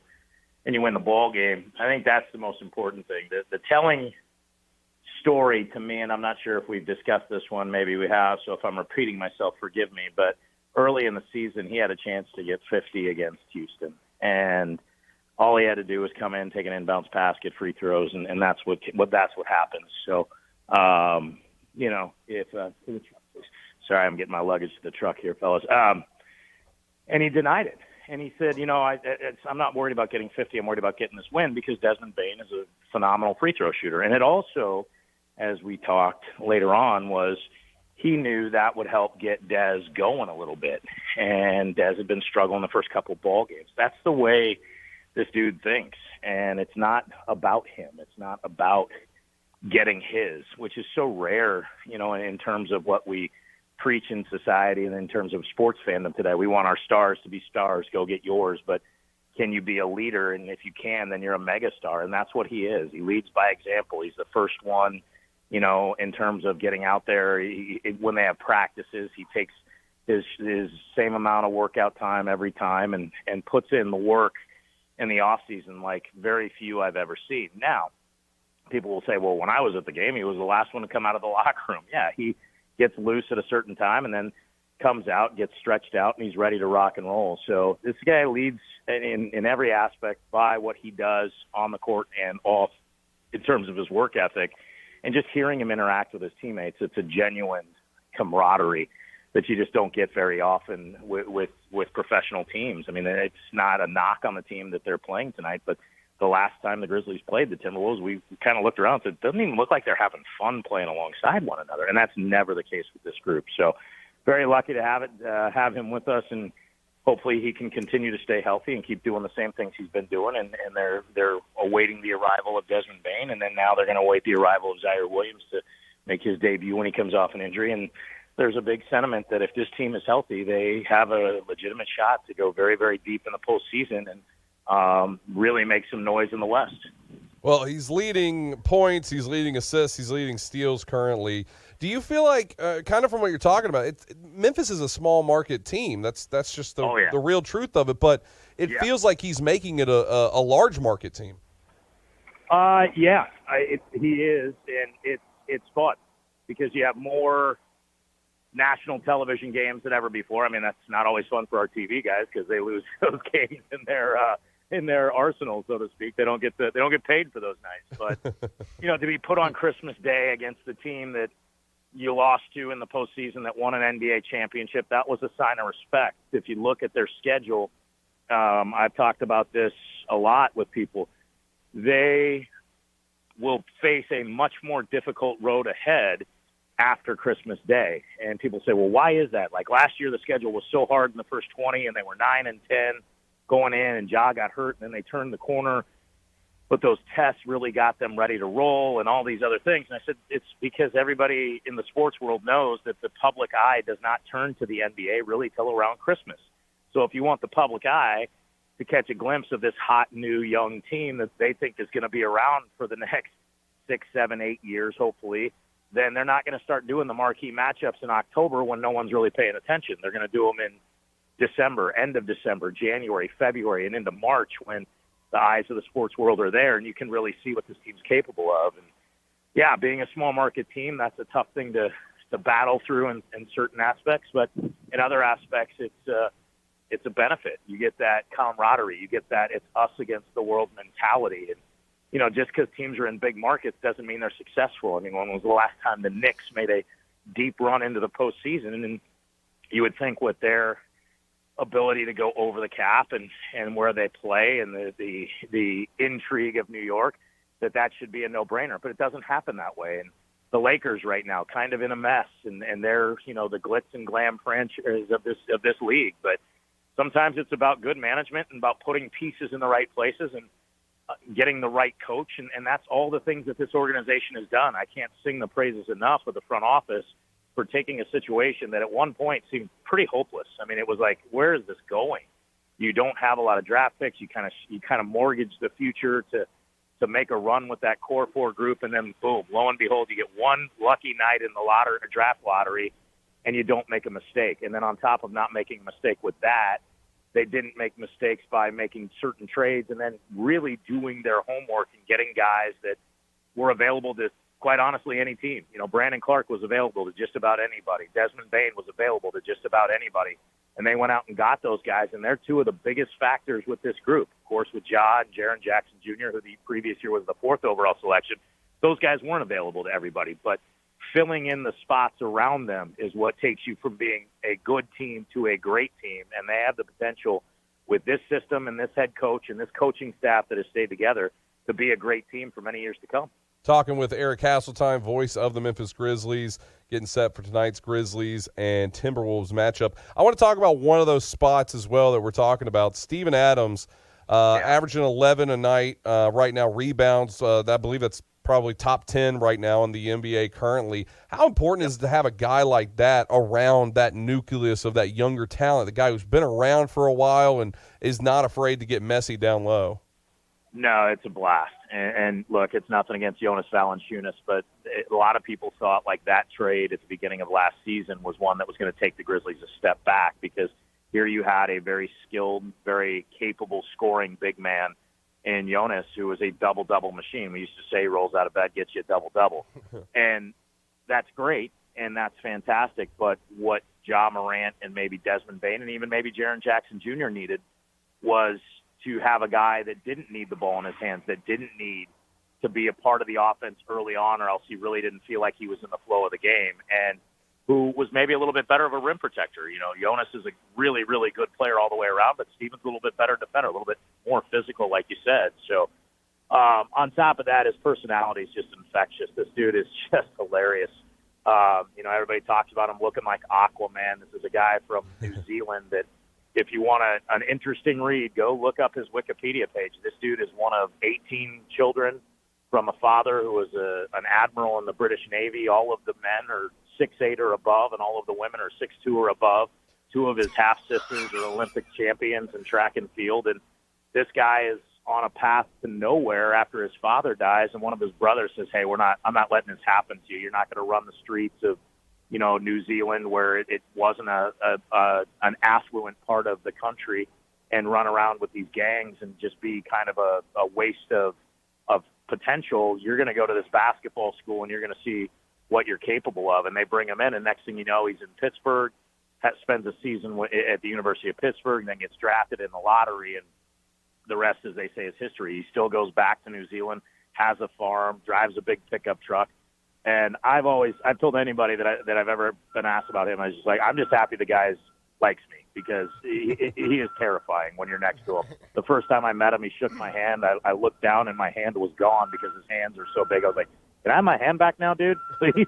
And, you know, he just laughs about stuff like that. He wears just basic sweats and slides, and it's like 10 degrees in Minneapolis, and this dude's just walking out in a T-shirt and sweatpants and slides and a jacket. I'm like, bro, it's 10 degrees outside. He goes, oh, I know, mate. And it's this soft Australian accent that you don't expect. You almost expect the guy to kind of growl at you when he talks. And just an all-around awesome guy. And the players love him. He's got everybody's back. And, you know, for a guy like Ja, who goes in and, you know, draws some attention and draws some ire from other players because he gets a lot of attention, and because he, you know, he is boisterous, and he is a little arrogant, and he is a little cocky when he makes plays that nobody else can make. And I'm like, well, you know what? I would be too if I could jump through 2 guys, hang in the air, spin it off the window, and not only make the shot but take contact and get an and one. I would probably flex a little bit too. And the best example of that was last year when Tony Bradley, who's 6'11" and 260 pounds, and Ja got tangled up, and Ja took exception to it, and Bradley wouldn't let go of him. And you know, Ja was trying to get him off of him, push the ball at him, and, you know, these are the things that happen sometimes. And Steven Adams basically picked up a 260-pound, 6'11" human being, and the guy looked back at him, looked almost like he was ready to fight, saw who it was, and just went ragdoll. I mean, he just ragdoll right in his arms, and he carried him 30 feet to the sideline. And on the air, I said, I think in 21 years, I don't think I've ever seen that, nor do I think I ever will again. That's ridiculous. But that's the kind of guy he is. He's so unselfish at times. You want to yell, like, dude, you've got to dunk. Just dunk the ball. But he's trying to pass and make plays and get everybody involved. And I think that speaks a lot to who he is. He's all about winning. The day he got to Memphis, he told the coaching staff, I am so happy to be here and have this opportunity. Anything you need me to do, you just say the word and I'll do it. And that's why they rewarded him with a contract extension this offseason. Talking with the voice of the Memphis Grizzlies. They're getting set against the Timberwolves tonight, 7 p.m. tip-off. You'll hear Eric Hasseltine on the call starting 6:30 here on Nashville Sports Radio. Bruno Reagan, what do you got for him? Yeah, Eric, I'm a guy that follows trends. I mean, especially in football. Kirk Cousins on Sure. primetime, follow that trend every time to the bank, straight to the sports book. Andy Dalton in primetime, straight to the sports book. When Jaw plays, he gets a triple-double. Grizz are 6-0. Are there any other trends that you can pick up on the Grizz that kind of, predict their win and loss going into a game or at halftime? Wow. I will say this, and this was last year. There's a couple. One, when this team shoots 45% or better in the last two seasons, they're virtually unbeatable. And of course, everybody's going to go, okay, no kidding, dummy. Like, thanks, Captain Obvious. You make shots, you win games. 45% is fairly pedestrian. It'd be one thing if I said 50%, and at 50% this year, they're I think 8-1. But 45% last year, they were like 24-2, which is between 45 and 49. That means not only are you not necessarily torching the nets, but you're either D'ing up real hard or you're just continually putting pressure on your opponent. So that's one. So anytime you see them playing a team that defensively ranks towards the bottom of field goal percentage, there's a good chance that the Grizzlies are going to find a way to exploit that. The one that caught me over the years was when Dylan Brooks scored 20 or more in a game. I think one year they were like 24-1 or 24-2. When he's productive, that's big. Now, I don't know what that trend would look like now with Desmond Bane kind of emerging as the secondary scorer, and you still have Jaren, and now you have Dylan, whereas before he was clear-cut, either your second or second A option if Jaren had it going. So to me, yeah, trends-wise, I think on days in Minnesota when the snow falls west to east, take the Grizzlies and lay the points. I'm giving you my best guess as I'm trying to dodge snowflakes out here. But, look, they're a fun team to watch, and I understand that people that are into the gambling thing, we obviously as employees of the team can't be into the NBA gambling, and I love putting a little money on a football game here or there and making it more interesting. This team, when they're playing the way they can just go for big numbers. And I think as you see this team progress and continue to get better defensively, although they didn't necessarily show that Sunday against the Knicks, when they get fully healthy, and Zaire Williams will be a big part of that too, because he really helps with the second unit defensively, you're going to see them, I think, hold opponents under their number a lot more often than opponents are going to get above what maybe the odds makers think they would score that night. I would start looking as this season progressed for that defense to continue to improve and start looking for opponents' totals to go on the underside. Eric, I'm going to be in Memphis from March to June. Are we going to Beale Street? We're going to have a night out? For March to June? Did you lose a bet or something? What happened there? No, there's gonna be a new football team there, so I'm gonna go play there for. Oh yeah. The old USFL. Are you working for that group, huh? Yeah, I'll be in Memphis. So he's gonna be an offensive lineman for that group. I'm gonna be a big old boy. There you go. Yeah. Well, you're putting me on the spot with that one. I will tell you, you don't have to say anything. It's kind of like New Orleans. Bourbon Street is not where the locals hang out. Now, if you want some good spots, I got you covered. I would say off of Beale. There are some fine establishments on Beale, but I'm on the 5th floor of life now. I turned 50 in September, so I prefer a good whiskey on a big ice cube and a little bit more quiet environment than the techno dance vibes that I was never good at anyway. So at 50, I'm probably really bad at it now. So. That's great. Yeah, I'm looking forward to the Showboats being there and being able to hopefully take my son out to a game or two. It'll be a lot of fun. I have to get you a Bruno Reagan jersey. Good. Yeah. My whole thing for the team was trying to be entertaining and out of pocket and win, so we'll see how it goes. Yeah, well, winning's a big That was a wild turn of events because we were just kind of bouncing around, and I know last year they played all the games in Birmingham, and I grew up in Oakland. I was an Invaders season ticket holder. They had Bobby Hebert and Anthony Carter, and they were the year before that. They had Fred Bassana, who was a solid quarterback, and a lot of those guys went to the NFL. And I loved that league. So seeing all the retro uniforms was great. I was kind of disappointed. I liked their logo. Don't get me wrong, but I like those old Showboats logos with the red and the silver. And you still see people wearing those shirts around. So I think a lot of people in Memphis are pretty excited about this. I mean, it's not. Let's be honest. It's not going to draw 45,000, 50,000 a game, but they'll get good crowds out there for spring football.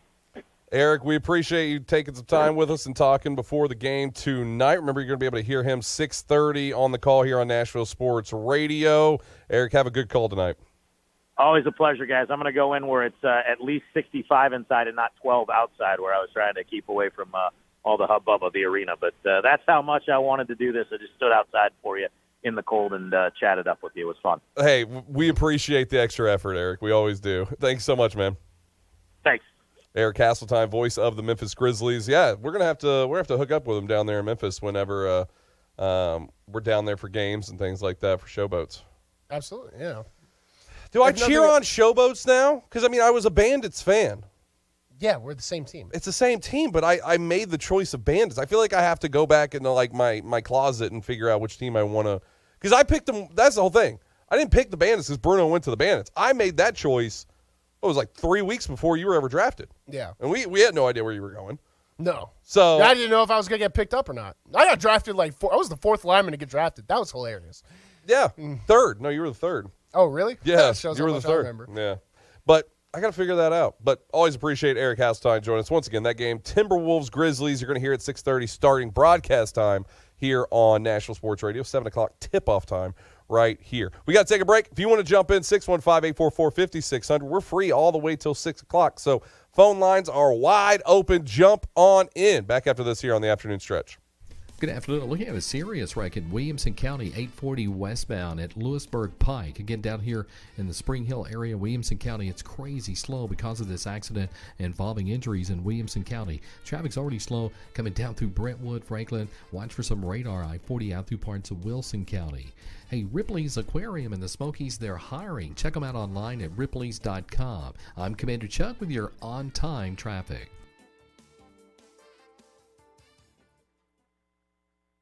Are you looking for a trusted partner who knows AT&T business inside and out? ABS Communications is an organization built on the premise that telecom solutions and working with companies like AT&T can often be complicated, and the customer needs someone to help them navigate through these complexities. They make complex simple. Whether it's helping maintain, manage, or secure your business, ABS Communications is here to help with all your business telecom and mobility needs. Their business was built with the goal of simplifying the process of connectivity for the customer and establishing a long-term relationship of trust through transparency and accountability. ABS Communications is a top 5 AT&T authorized agent with over 200 years of AT&T technical experience. You can call Mark and the gang at 615-349-8588, or you can visit their website at abscomm.net.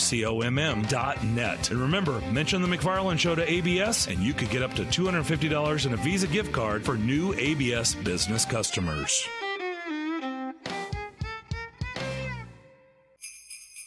Ho, ho, ho! Merry Commitmas! It's Bill King Commitmas 22 December. It's a two-day event, December 13th and the 14th. The night before, that Tuesday night, the 13th, will be in the Bill King Suite. You can come. You're invited. You don't need a ticket. It doesn't cost you anything. If you need a room at Commitmas at the Omni, we can get you a link for a special rate as well. The next morning, we'll be at Bar Lines, 6 until 11, right there in the Omni. Lobby area to your left. We'll feed you breakfast. That's also on the house.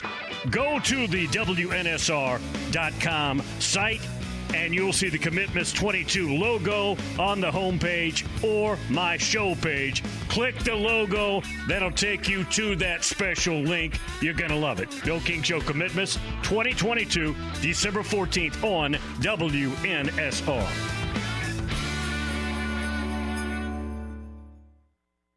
From the big game to the big dance, Bar Lines at the Omni Nashville Hotel downtown is your game day and watch party headquarters. Don't worry about entertaining guests and trying to feed everyone. Sit back, relax, cheer on your team, and let the Bar Lines staff take care of you. Grab a Bar Lines signature cocktail and enjoy some wicked deviled eggs, or a Bar Lines double stack, and finish it off with some Jack and Coke chocolate cake. Bust your belly and your bracket at Bar Lines, located in the Omni Nashville Hotel, 5th Avenue downtown.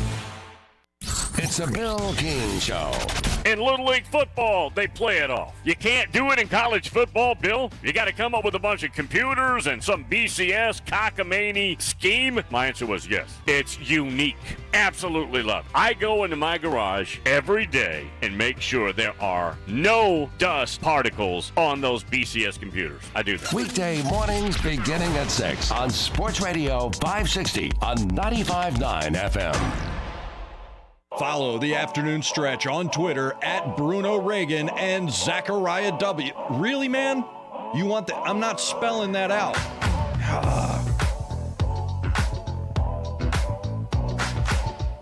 Had a good interview there with Eric Hasseltine. You didn't get a chance to hear that one live. Maybe you missed it and you're wanting to get caught up before tonight's ball game between the Timberwolves and Grizzlies. Voice of the Memphis Grizzlies, Eric Hasseltine, joined us. Find that WNSR.com. Click the afternoon stretch show page, and then right there you'll be able to listen to it right underneath Bruno's face. That's where it pops up. Bruno's dumb, stupid face. Look at it. A face that I think we all know at the end of it's going to be on Mount Rushmore. So I don't know if they're doing additions to that. I'll do it. And who's going to stop me? That's like. That was the most villainous I've ever heard you. I'm on my villain season. It's villain season. I can't stop thinking about Cocaine Bear. Ray Liotta's final performance. This is and his character's name in this is Dentwood. I'm loving everything about this. There's not one thing. I'm looking at the Wikipedia of it. The premise: in a Kentucky forest, an American black bear goes on a murderous rampage after ingesting cocaine. How are you not already hooked in? How are you already not? Take my money now. I haven't been excited about a movie in a while. Since Endgame, maybe. There's a long time to wait. It's the end of February, so you don't want to get too hyped and then kind of just burn out from it, especially. I hope it comes out sooner. I mean, that's not how movies work, but yeah. Sometimes people just can't demand. My demand's high. How do we get to the premiere of this movie? Yeah, I know. Where could they be premiering? I mean, I guess Hollywood, but Ray Liotta's final performance. Crazy. Speaking of performances, this Sunday, A.J. Brown's going to put on a hell of a performance. I really do believe it. A.J. Brown went on, I believe it was CBS Sports. They had an interview there for CBSSports.com and came out and said, Titans fans hate me. I wonder why. Yes, they do. Titans fans hate A.J. Brown. Can we be honest? They should. He's the enemy. If you're a fan, you're a fanatic. You're a fan of the Titans. And A.J. Brown did good things, but he's the enemy now. Yeah, you should be hating on him. You should be, all in good fun. But it's not, it's not like he should come back and get roses and flowers. It's not like he was Brett Favre here. He was just a talented wide receiver. True or false? He was the best wide receiver I think the Titans have ever had. And he was here for what, 3-4 years? Mm-hmm. So I think that's a big thing. It's a big thing, but it's not big enough to just be like get on our hands and knees for him and start bowing. He wasn't Tom Brady. Well, he didn't win you anything. That's the side of it. He didn't win you anything. I'm just thinking it from a fan perspective. You don't have to be like we should respect A.J. Brown. No, he's the enemy. We gotta win a football game. Mm-hmm. That's where I'm coming from. Yeah. No, I think I do think some of it's a back and forth with A.J. Brown. Like it's himself causing it. It's the way the athletes work. You have to motivate yourself somehow, so you create problems. So that way you create your own problems. So that way you have to create a solution. If he was like, oh, I got traded, thanks Titans for everything. What would be the motivation to go off this week and perform at a high level? So it's a lot of times the athletes create their own problems to overcome them. Yeah. No, look, he seems like the kind of guy. I don't know him from Adam. I don't know him at all. I know him. I beat him in college. Well, we'll take that. That was me. But I would say this kind of stuff fuels him. And whether, like you're saying, it's creating a narrative for himself. I do think there's truth, though, in the fact that he does, like, that Titans fans do not like him because the second he lost that Titan shield, which, remember, he was traded. He wasn't, it wasn't like he wanted to be here. But they didn't pay him what he wanted. And all these Titans fans started taking that narrative of, well, he was asking for outrageous money. And it was like $2 million more, right? It was. They offered him 18 supposedly, and he wanted to get into the 20s is what he wanted, and he would have stayed. That's the narrative that got out there. But he's worth it. I think there's a conclusive that I think he was worth the money to be here. Traylon Burks is on the up. Not saying Traylon Burks is the replacement, but in the grand scheme of things, he is the replacement tied in with A.J. Brown. But it does seem like A.J. Brown fuels off this stuff. Give me every A.J. Brown prop on Sunday. Nope. Every one of them for me. Every one of them for me. I think he is going to destroy the Tennessee Titans on the secondary. I think Titans match up well with the Eagles, and I just think, any given Sunday, when you're playing from behind, you force things. And I don't know if A.J. Brown's going to – he'll have a big player too, but I don't know if I'd take every prop on him. I really don't. I'm taking every prop. 100% taking every prop on him because the Titans suck still in the secondary. That's just like take that side out of it. It's their weakest part of the defense. Yeah. I don't know if they suck. But what's the second weakest part of their defense? The linebackers, the true linebackers. I would say containing the quarterback. Patrick Mahomes destroyed them. That's a simple reason they lost against the Chiefs. That is true. No, you're right there. We just watched Joe Burrow do it. He would escape the pocket and pick up That's a hard chunk balance yardage. because that's an outside linebacker job, and they do really well at rushing the passer, but they can't contain. You're right, because they're trying to rush the passer a little overzealously. Mm-hmm. And if they can't get Jalen Hurts and he's getting to the outside and A.J. Brown has time to work on the secondary, that is a nightmare. This is a nightmare scenario. We talked about this last year. Whenever the schedules came out and we knew A.J. Brown was going to the Philadelphia, he was going to go play baseball, which he can. But we knew that was going to happen. And I even said, I was like, Titans fans needed this game at home, and they are not getting it because that entire crowd is all on A.J. Brown's side, as they should be because they're Philadelphia fans.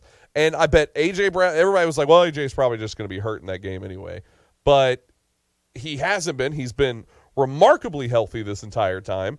And I'm not joking. I think he might put up 200 against the Titans.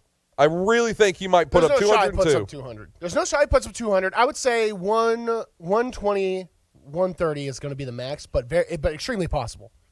That's 200 is insane. It is insane. 200 is sending a message. He seems like the kind of guy that sends messages. Yeah, but if he gets to 60 yards and they're losing 14-0, and it's like, all right, well, can we stop targeting A.J. Brown? Oh, for sure. NFL schemes aren't going to, yeah. No, but it just seems like every time when he was in a Titans uniform, it seemed like A.J. Brown always thrived on the primetime matchups. That's what it was. It was the Bills here on that, what was that, around Christmas time, whenever that happened? Or no, it was 49ers game. 49ers was another one. And all those primetime games, you watched A.J. Brown show up. And I just feel like to him, this is going to feel like a primetime game. It's his former team. He doesn't have hate. Corey Davis did a decent job in his revenge game. Yeah, he destroyed him. And that was Corey Davis, by the way. Yes. Not A.J. Brown. With who throwing him the ball? Zach Wilson. That's who was throwing the ball to Corey Davis. Jalen Hurts, upgrade. All right, now I'm scared. You starting to think about it? Now I'm scared. A.J. Brown's going to. He puts up 800 yards. He might set up. What's the single I'm worried game about record? A.J. Brown. I'm worried about A.J. Brown. He might say something to get arrested after the game. Don't interview him. Just do a favor to this young man and don't interview him after the game. No, if he does it, he's got to take that high road. And then go on Twitter and then take all the low road. No, but I'm worried he'll take the low road like on the He'll field. subtweet the hell out of everybody. Flipper Anderson, single game receiving record, 336 yards. He's gunning for it. No shot. That is an unbreakable record. No shot. No. You can't do that against the Titans either because they're going to run the ball so much. You won't have enough time in the game to do that. Yeah. We were joking in the break talking about this. The game's going to be Titans are going to try to win on time of possession, just running it with Derrick Henry because the Philadelphia Eagles run defense sucks. That's the real side of it. We've seen them be beat by the run many times now this season. Give up 162 rushing yards a game, which is bad. And Derrick Henry's probably going to feast in that one. So they're going to have nice, long, 8 to 12 play drives that are going to take up a lot of clock, and then it's going to be one pass down the field to A.J. Brown for a touchdown, and right back to the Titans it goes. Yeah. The Eagles may run 6 plays in the first half, and they're just going to be majority touchdowns to A.J. Brown. I just see that happening. Just like I saw, remember, were you here with me whenever that happened? The Jets played, I can't remember if you were with us yet on that because it was in the weekends, but all I tweeted out, everybody blamed me that Corey Davis went off. I just tweeted, I was like, I hope Corey Davis has a good day. Yeah, I was there. Yeah. And then, he was just dismantling them, catching balls that he had never caught ever in a Titans uniform. And I'm a Titans fan. I'm not wishing Corey Davis or A.J. Brown to have any good days. I hope they have the worst day of their career and they get questioned because that's the game. I will 100% tweet, I hope A.J. Brown has a good day today. Also, fantasy manager here of A.J. Brown. Bite me. Yeah, he's on my dynasty league, but that league I'm not going to make the playoff in that league, so I hope A.J. Brown gets negative points. I got the dub over you last week. Yeah, I beat you every time we played this year in that league. Oh, in that league, yeah. I'm about to say in the listener league, I'm really my listener league is ridiculously strong for no reason. My waiver pickups have been insanely strong. I'm getting scary. this week. I got Deshaun Watson as my starting quarterback. I don't have a starting quarterback. Deshaun Watson doesn't come out in form. He may not, but hey, he definitely won't because I'm going to be starting him in fantasy in that league, and that's been basically a quarterback graveyard. Not to get too off topic, but I picked up Garrett Wilson and Zaire Jones on the waiver wires, and they both scored over 25 points, and I'm like, this is insane, just how lucky sometimes fantasy. Shout out to your former host at USF, too, Mike White. Or UCF? USF. Was it USF? Yeah. Oh, okay. I can't remember. He hosted me on my official visit, and we went out, and that was super fun, and then he unfollowed me on social media one day, and I was like, yeah, that's typically what happens when people make it. So yeah. I mean, I never talked to him afterwards. He's not bad. No, he's okay, but he's better than Zach Wilson. He is better than Zach Wilson, but I think he's going to have a fly too close to the sun moment. A team might overpay him. Yeah, a team might overpay him. The expectation gets too big. He's good enough to be I just can't believe Joe Flacco could not get in again. I don't know. I mean, I guess it's just the idea of, like, we got to find a young talent because Flacco's a corpse walking out on the field. But that corpse still throws way better than everybody else in the locker room. No, Zach, not Mike White. Mike White's solid. Mike White's solid. All full credit to Mike White. He came out there and did it, though. And they won, right? Yeah, they totally won. I feel bad for No, I don't feel bad for Zach. Never mind. Oh, he got a rookie. I mean, he's made his money already. Got a rookie first-round draft pick deal. 30 high 30 millions. Yeah. No, I don't feel bad. But you feel bad for the competitor of Zach Wilson. That's what maybe you want to say. Never know. It had to suck to sit there and watch Mike White just go down the field. It's always weird who's in my network and the people I've gotten to talk to. And there's one prominent USC quarterback I heard about that walked into a coach's office and he had a good laugh at it. He was like, "Why am I not starting?" And this was in the NFL. And I'm just like, wow, it's good to know that some people are just – I can't say what I want to say ever on the radio, but it's good to know some people are just crybabies for their entire lives. And I'm worried that Zach Wilson is one of those. He just doesn't know. He just hasn't been tested. And it's not because he's rich, booger. Yeah, that whole thing was stupid. I mean, what an idiot take. Yeah. And you're like, yeah, you're rich, so you've never been tested. It's like, shut up. Patrick Mahomes' dad was a Major League Baseball player.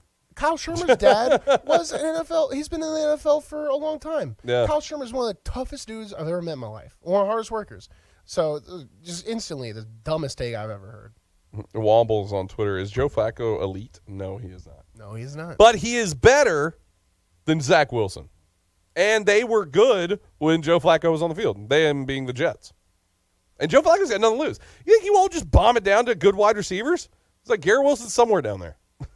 Yeah, why not? What are you going to do? I won a Super Bowl, and I'm walking out this door anyway. Yeah. That's the Ryan Fitzpatrick syndrome. It's like, what are you going to do? I've been on every team already. What? He has been on. And it's like. Patriots should sign him just as like a haha. In the back of his mind, he's like, please. Did you see this article about Tom Brady? They're like, maybe he goes back to the Patriots. Anybody know that? His contract's up with Tampa Bay after this year? I don't think that would happen. But Tom Brady's free agent coming up. It just seems wrong. He should probably re-sign with Tampa, considering how trash that division is. This is also the same guy who retired, and everybody's like, "Okay, you retired," and he's like, "Well, we're gonna do this whole big farewell," and then he's like, "Well, I'm coming back." So he could do that to New England again. We already said goodbye to New England. Knowing the intimate aspects of his life now, I understand his decision. I do. I mean, his wife was cheating on him with a jiu-jitsu coach, man. So you throw away your career for that, and you realize, I threw away the one thing that never betrayed me, and then you go back. It sucks when famous people don't get to have a private life, but it's just how it is. Yeah. I understand Tom Brady entirely. Doesn't matter how much money you have, you're just going to have problems all the same. That's just it. Yeah. We got to go to a break. Before we go to that break, though, if you're needing cash for the holidays, hey, just like me, you're trying to find that extra money, getting those Christmas presents, getting all that going. Maybe you have too many golf clubs, baseball bats, and other sports gear that you don't use anymore. Go get cash on the spot for your underused gear at Play It Again Sports in Brentwood and Hendersonville. They have the trained staff to help you sell your gear and help you find gifts like a new hockey stick, discs for disc golf, yoga and workout gear, or equipment for a home gym. That's a big thing going into the winter months here. And look, trust me, my first job was with Play It Again Sports in Hendersonville. That was my very first job ever. I saw what it takes to have that, putting you in the right gear, putting you in the right, treating your stuff the right way and helping you get cash and trade-in value for those things. I see what they do. They do that in spades over there at Play It Again Sports in Brentwood and Hendersonville. Make sure you tell them your friend Zach over here at Nashville Sports Radio sent you. That's Play It Again Sports in Brentwood and Hendersonville. Good afternoon. I'm looking at a crash in Rutherford County, 24 eastbound at Walden Road. It's got traffic crazy slow through that section of Rutherford County. A nasty wreck in Williamson County. Let this one catch you off guard. It's 840 westbound at Lewisburg Pike. Again, that's in Spring Hill, Williamson County. And boy, traffic slowed down through there because of all that. Attention, Dentist Dental Staff School can provide you with qualified dental assistance. Google Dental Staff School. I'm Commander Chuck with your on-time traffic.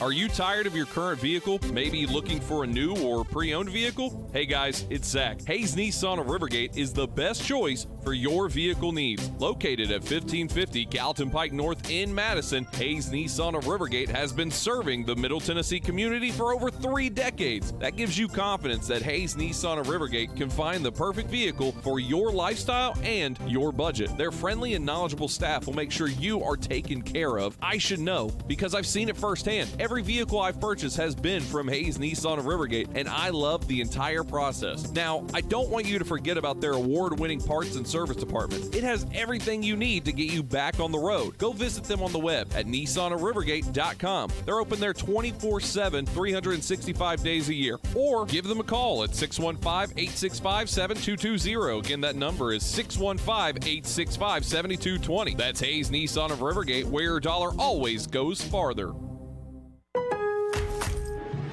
Where can you save big on Black Friday and go big on the holidays? Lowe's, actually. Find the prices you'll love this season, like $100 savings on a Blackstone 30-inch flat-top grill, now only $299. And your choice of a DeWalt 20-volt max brushless drill kit or impact driver kit for $99. Plus, find gifts exclusively at Lowe's, like a Cobalt 24-volt 500 CFM leaf blower for $99. Black Friday is here. Don't miss the deals at Lowe's. Home to any possibility.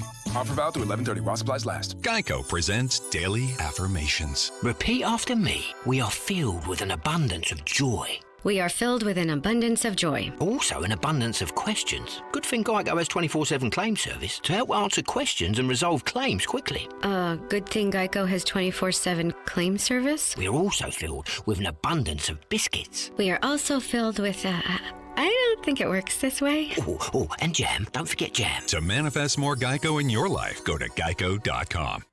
Whoa, are you kidding me? There's plenty of game left. Just chill out. If you're too riled up, you won't ever get to sleep tonight. How can I chill out when I have to put up with this every single week? Oh, and he gets picked off. Interception. Oh, you gotta be kidding me. Okay, that's enough. Here, try these cannabis products from Lab Canna. And these heightened Delta 8 gummies and Karma Calming Caramels will help put you in a better state of mind. Whether you win or lose, make every game day better with cannabis products from Lab Canna. Learn more today at labcanna.com. Five-state forecast. Your exclusive Nashville Sports Radio WNSR Sky Scan forecast for this afternoon with sunny skies and light northwest winds. High temperatures reach 46. Clear sky tonight, lows to 27. With a sunny sky tomorrow, Thursday, high temperature 47. Utilizing the resources of the Weatherbug Network on Nashville Sports Radio, I'm WNSR's TJ Matthews. Sports Radio WNSR. A show called The Afternoon Stretch is a stretch. Calling it a show. The Afternoon Stretch. The Afternoon Stretch. Bruno taking this very seriously. We stretching. Hey, I think you're off camera doing that. If you want, I don't know if you want to show people it. That's fine. He's stretching inside the I'm wearing studio. shoes for like the first time too, so it's Cold. It said it was 40-something degrees outside. It felt colder. Well, I than that. left my slides up at the. I didn't have them. Who was I there? Vandy education guy. I don't know. I was just making fun of Jeff. Oh, Jeff in the bar. I'm surprised he hadn't called today. That's fine. Or maybe he did, and Devlin just delete. Blocked. Don't get blocked. Yeah. Bruno, Reagan, Devlin McKenzie, Zach Williams here in the Strike and Spare Family Fun Center studios. Talking ball and with Eric and about this game. We got to play Bruno's bets. Now, it's time to make money off of other people playing sports because taking gambling advice from a guy named Bruno isn't shady at all. This is Bruno's Bets. Parentheses, it's Zach. Which has not been bad. You lost. You lost. Out of the last 3 times or 2 times, I think we've only missed one. We've only missed one, and that was Najee Harris getting injured. What have you done for me now? You lost that bet. That World Series Game 1, the over, that was, pun aside, home run. And then we continue to lose on the over 5 times in a row. I want to jump off the Batman building. Everybody's like, "Oh, you got to be more Nashville." There you go. That's a Batman reference. Memphis Grizzlies at Minnesota Timberwolves. I want to get involved in this one. Grizzlies are the 2-point favorite. I'm taking that. Taking the spread on that. The thing that's interesting to me is the Grizzlies last year were, I think at this point, they were like 9-10 last season. They're like early season, they kind of like trudge along, and then they make these crazy runs through the middle and end of the season. So I don't know if I want to take, and I took some Grizzly spreads early in the season and won. So it's probably not a bad move, but I think maybe fading them early and then getting towards the later parts, that's probably where the true sharp play is. So what I'm throwing in on, of course, once again, FanDuel, code TAS. These are straights. Cannot be combined on some of these. I am taking the Grizzlies -2. Okay. Taking the points with the Grizzlies and laying the points with the Grizzlies. Easily on that one. That's so simple to me. And then I am taking John Morant to record a double-double tonight. Plus 110. That's free. That's Assist a free points. one. Assist and points. Yeah. He's leading in both of those What was for the that? Grizzlies. What's that odds? Plus 110. It's pretty good odds. I like that. I said to you in the break, I said you might want to jump on these with me. Yeah. This one feels good. This one's good. And that's all I'm doing. I got screwed by Najee on Monday Night Football. Had I stopped at the George Pickens and the Steelers win, I would have been in the clear. Wouldn't have lost anything. Would have only gained. But in this phase of my life, I'm going to be wise. I'm going to be mature. And I'm going to take just those 2 straights out. I think they're both going to hit. No, I love the John Morant one. I might go. How many units are we talking? Probably. I'm thinking maybe 3 on each. I was thinking 15, 20. I love that bet. John Morant to record a double-double? It's easy. No Karl Anthony Towns He's in this had game. 6 triple-doubles this season. No cat. Alone. 0 cats. There's 0 cats in the building. The only thing that scares me is on the road, right? And you're in Minnesota also, so you're basically in like, if hell, how they say if hell froze over, that's what that place is. So how does that affect your game? I wonder. John I love Morant it though. to record a triple double plus 850. I don't like that one though. Like although he's done it 6 times this season. I'll be Timberwolves too. That's Well, sometimes you rise to the level of your competition. 5-6 inside, 5-6 at home. That's what Timberwolves are. Triple-double. I don't like triple-double. I like double-double. Play safe. Double-double safe. That one feels almost automatic. Well, what do I do? $300 on a double-double or $100 on a triple-double? Devlin, you want to jump in on this? Just throw a little bit of both in there. Do the double sprinkle and How a about triple. that? Both of them. You ever thought about that?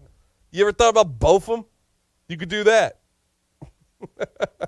Are you feeling anything on this game at all, Devlin? Not really. You want to stay away? Yeah, I'm not. Talking to Eric just got a little juice in the tank. Got a little juice in the tank. I don't know why. Not a good basketball gambler. So I'll leave my picks off the air. That way we don't ruin anybody else's chances. Fair. I would also say not a good gambler. Fair. Also, wanted to mention this. As soon as you said you took the Grizzlies, -2, the line moved to -1.5 almost immediately after you said that. And it might move again. Oh, it did, didn't it? Yep. I don't know if double-double I think it's just super easy. I wouldn't do triple-double because rebounds would 100% be the scary thing. That's the power of the afternoon stretch, you know. We moved this point spread just by talking about it. Everybody hit it all at the same time, and they were like, we got to push this down a little bit. Yeah. Yeah, they were scared of that. Or they That faded in us. sports books fear us, especially when Vanderbilt win total comes out next year. We'll see what happens. God forbid I have a lot of money laying around. Yeah. Ooh, I wonder if that'll happen. I mean, I don't know. You never know. You never know. I had to pay for a car. Oh, no. I will say this. While we were talking to Ari Gerson earlier in the show, which if you want to go back and listen to that, WNSR.com, click the afternoon stretch tab. You'll be able to hear it there. It was a good interview with her talking about Vanderbilt. I took a little peekapoo, just a little snippet at what's going on next year. 6 wins is on the table. No, it is. 6 wins are on the table easily. This is what I think happens. You want to know what my honest opinion? Vanderbilt wins exactly 6 games. Then they win their bowl game. And then Coach Lee leaves. You think he leaves? Yes. People would. Yeah, they would hate him. They would hate coach before you. I'm forgetting his name. Went to Penn State. Franklin. They would hate James Franklin even more because Clark Lee left.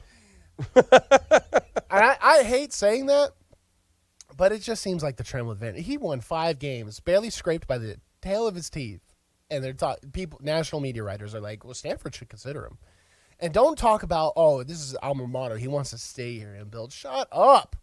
It's just not how it works. It's not how it works. I still have the schedule up. Hawaii to start the season at home. W. Alabama A&M. W. At home. I played against them. W. At Wake Forest.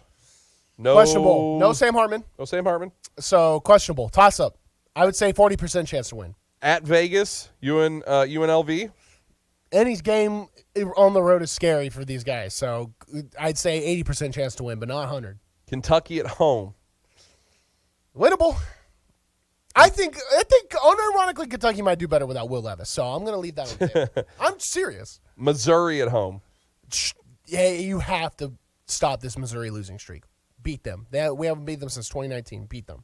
Florida on the road. Probably a loss. Probably loss. Georgia at home. Loss. Probably a loss.